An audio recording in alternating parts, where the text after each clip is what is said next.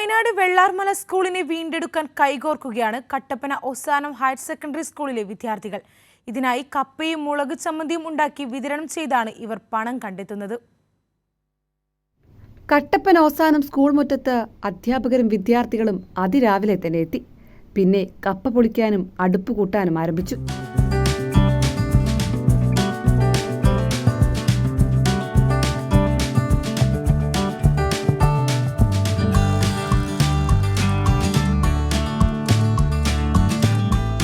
വിദ്യാർത്ഥികൾ ഒന്നടങ്കം ഒത്തുചേർന്ന് ഈ പരിശ്രമിക്കുന്നത് മണ്ണോടിഞ്ഞ വെള്ളാർമല സ്കൂളിനെ ചേർത്തു പിടിക്കാനാണ്.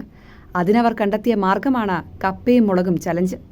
ത്യാഗത്തിന് ഞങ്ങൾ ചെയ്യുന്ന കൈത്താങ്ങായ പ്രവർത്തനമാണിത്. ഈ പ്രവർത്തനത്തിന്റെ പേര് കപ്പയും മുളകും എന്നാണ്. പാചകം പൂർത്തിയായതോടെ പാക്കിങ്ങിനുള്ള ഒരുക്കമായി. പിന്നെ കപ്പയും കാന്താരിയുമായി നേരെ കട്ടപ്പന നഗര വീതികളിലേക്ക് ഇറങ്ങി. വിറ്റ് കിട്ടുന്ന പണം മുഴുവൻ വെള്ളാർമല സ്കൂൾ പുനരുദ്ധാരണ ഫണ്ടിലേക്ക് നൽകും. വിദ്യാർത്ഥികളെ അഭിനന്ദിച്ച മന്ത്രി റോഷി അഗസ്റ്റിനും എത്തി.